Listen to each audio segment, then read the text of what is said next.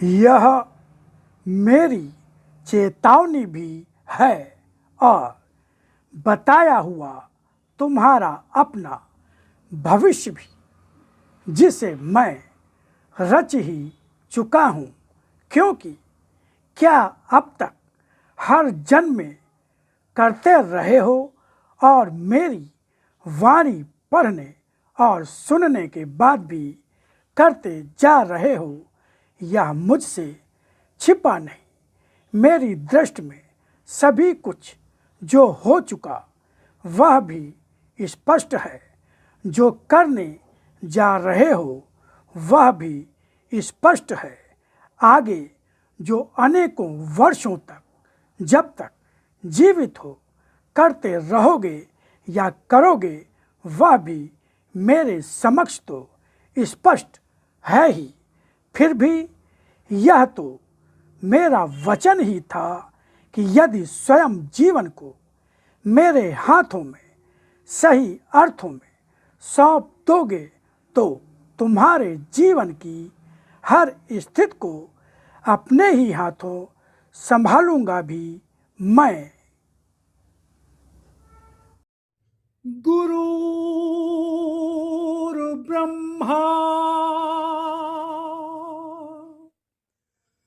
गुरुर्विष्णु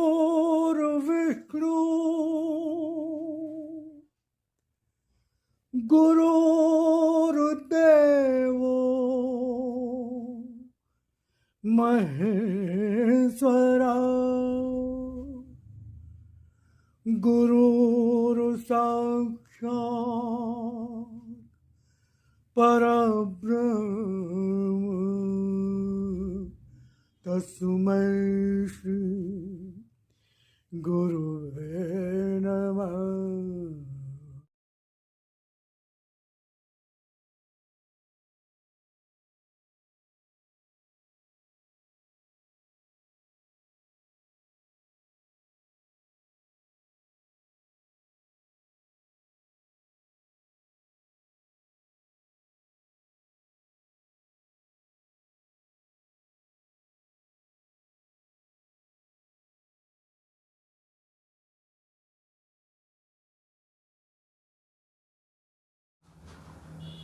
जय राम जी की।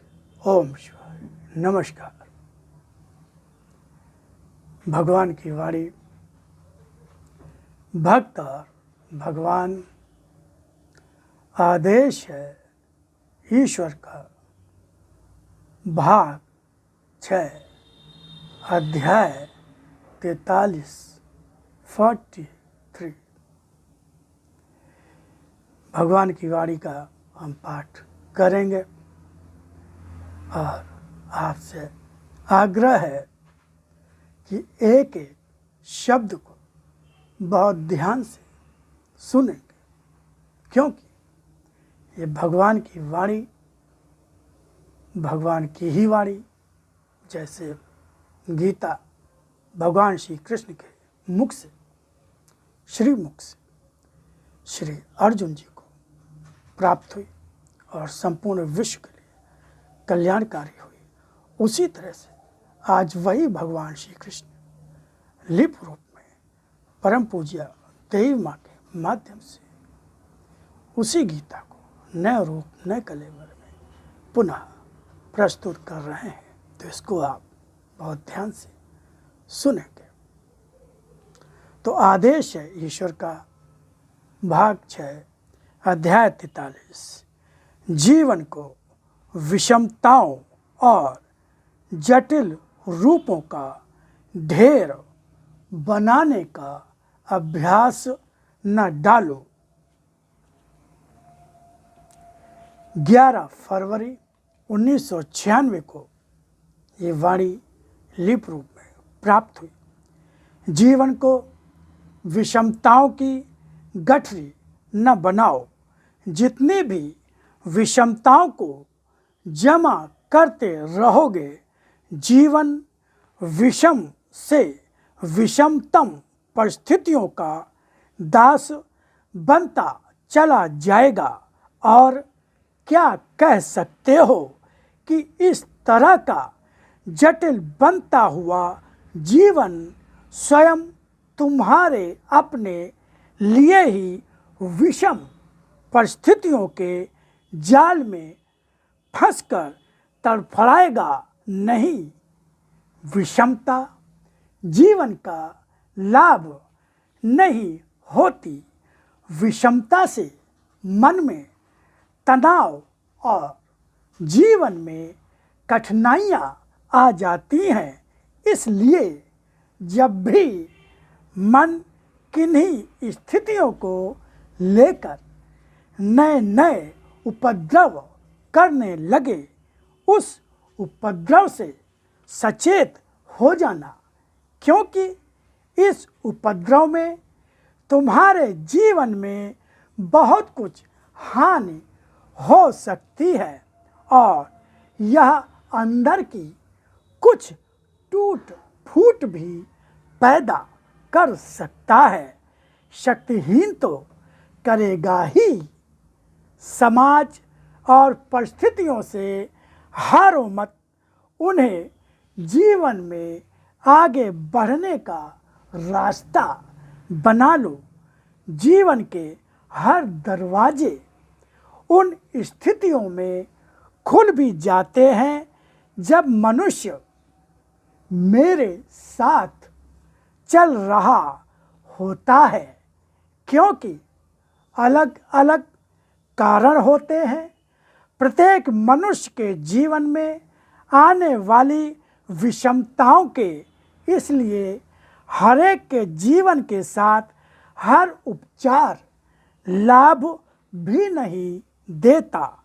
जितना ही गहरा और पुराना रोग होता है, उतना ही गहरा इलाज आवश्यक होता है और उतनी ही शक्तिशाली दवाइयों की आवश्यकता भी होती है। इसलिए मैं जब जो भी अपनी वाणी के द्वारा बताता हूँ, वह सभी सर्वसाधारण के लिए होते हुए भी लाभकारी उसे ही होती है जो मेरे आश्रय में मेरे ही धर्म का पालन करने वाला, मेरे प्रति अपने कर्तव्य का निर्वाह करने वाला मेरा भक्त होता है।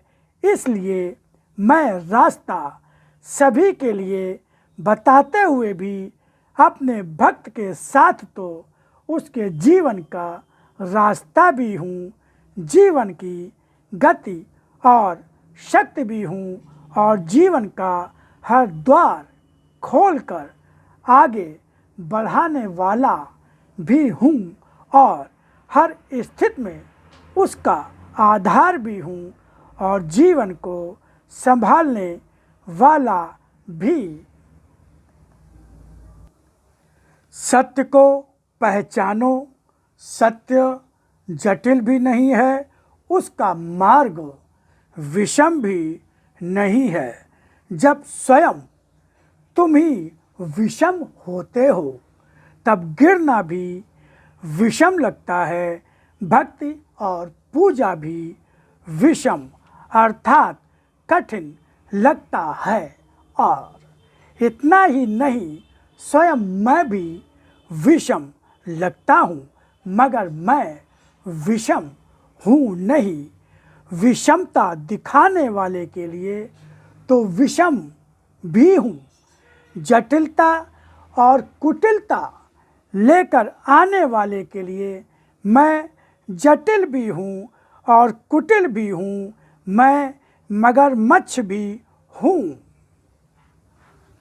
जटिलता और कुटिलता लेकर आने वाले के लिए मैं जटिल भी हूँ और कुटिल भी हूँ। मैं मगरमच्छ भी हूँ। उन मगरमच्छों के लिए जो मेरे ही आश्रय में, मेरी ही सृष्टि में रहने वाले मेरे ही अपनों के लिए मगरमच्छ बनकर हर समय जीवन को ग्रसने के लिए तत्पर बैठे रहते हैं और मात्र बैठे ही नहीं रहते, कितनों को ही निगलते भी तो रहते हैं। संसार एक बहुत बड़ा सागर भी है जिसे पार करना ही पड़ता है। जब इसी सागर की गहराई के तल में जन्म लेते हो, इसमें अनेकों जीव जंतु भी हैं, इसमें हर एक दूसरे का भक्षण करता रहता है, मगर यह सागर कितना शांत रहता है। जो लहर लेता है मगर लहर उसके अंदर रहकर अपनी मर्यादा नहीं खोती, मर्यादित रहती है, मगर इसमें रहने वाले जीव जंतु फिर भी उथल पुथल मचाते ही रहते हैं। इसी तरह संसार वैसे का वैसा ही रहता है, निष्पाप, सुंदर और सभी का कल्याण करने वाली शक्तियों को धारण किए अपना कर्म करता रहता है। इसी सृष्टि की गोद में तुम्हारा भी जन्म हुआ, तुम जैसे असंख्यों का जन्म हुआ, होता ही जा रहा है और होता ही रहेगा। इसी सृष्टि में तुम असंख्यों ही अनेकों प्रकार के उपद्रव मचाते ही रहते हो, मगर इन उपद्रवों में मारे भी तुम ही जाते हो। तुम्हें धारण करने वाली धरती नहीं मिटती है, ना ही उसे कोई मिटा पाया है, ना ही यह कभी मिटाई जा सकेगी, क्योंकि यही तो मेरा धर्म है जो संसार से कभी मिटता नहीं, कभी क्षय नहीं होता, कभी किसी के द्वारा इसका विनाश नहीं होता। अनेकों धर्मों में स्वयं की ही स्थापना करते हुए स्वार्थ सिद्धि का साधन तो इसे बनाए रखते हो, मगर धर्म शांत दिखता रहता है, मगर यही शांत दिखता हुआ रूप जब क्रोध का रूप बन जाता है, तब यही मेरा रक्षा करने वाला, जन्म देने वाला, भरण पोषण करने वाला मेरा न्याय रूप अपने क्रोधित रूप से सभी का विनाश करते हुए दंड देने वाला रूप भी मेरा धर्म ही धर्म, दंड देने वाला रूप भी मेरा धर्म रूप ही होता है।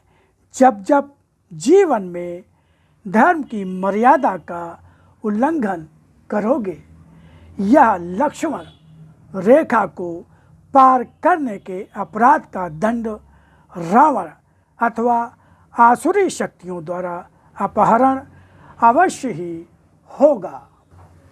आवश्यक नहीं कि यहाँ पर अपहरण का रूप उसी अर्थ में लो जिसे अपहरण संसार की भाषा में कहते हो। यह अपहरण हो जाता है जीवन में मिलती जीवन की सुरक्षा का। जब भी जो अधर्म करता है वह मर्यादा का उल्लंघन तो होता ही है। मर्यादा का उल्लंघन करने वाले के जीवन की हर स्थिति विषम से विषम होती ही रहेगी। जीवन अनेकों बाधाओं और कष्टों में फंसता ही रहेगा, यातनाएं मिलती ही रहेंगी।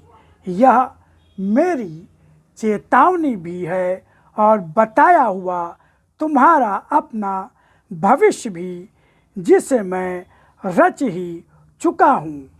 क्योंकि क्या अब तक हर जन्म में करते रहे हो और मेरी वाणी पढ़ने और सुनने के बाद भी करते जा रहे हो, यह मुझसे छिपा नहीं।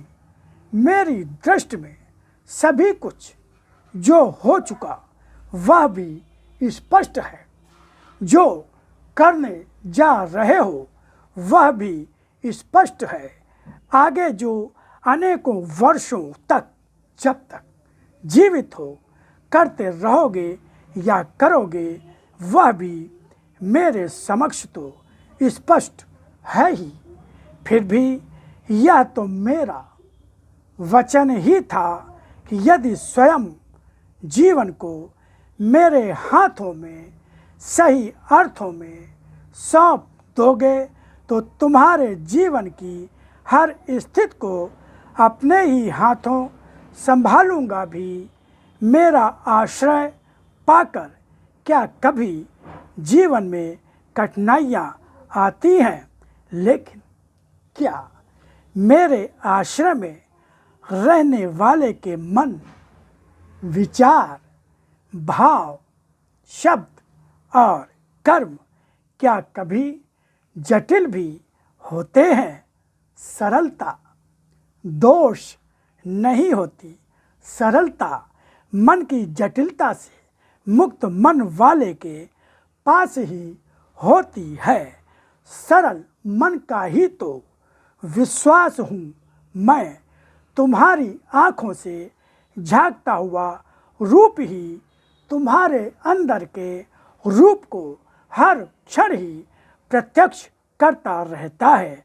मगर यहाँ तुम्हारे अंदर का सत्य कहने का अर्थ यह नहीं कि तुम्हारे अंदर वास्तव में सत्य है।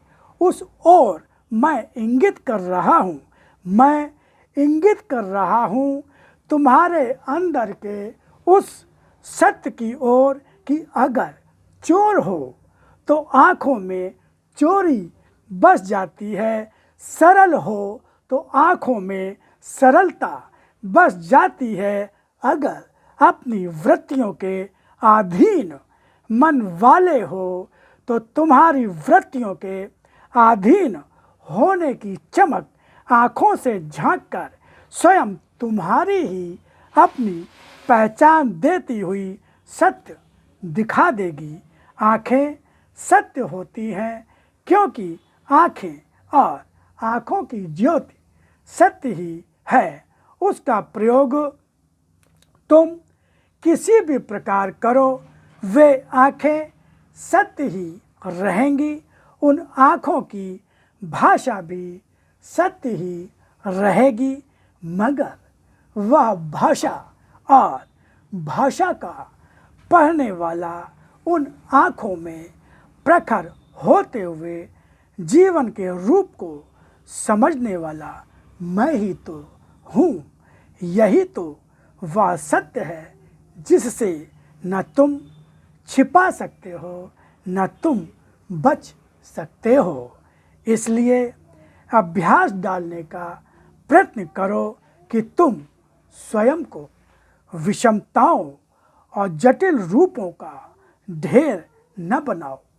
अपने विषम रूप से जब भी मेरी शरण में रहने वाले मेरे भक्त का जब भी कष्ट बनना अथवा धोखा देना चाहोगे, मेरे द्वारा छले भी जाओगे और अपने कर्मों का दंड भी पाओगे।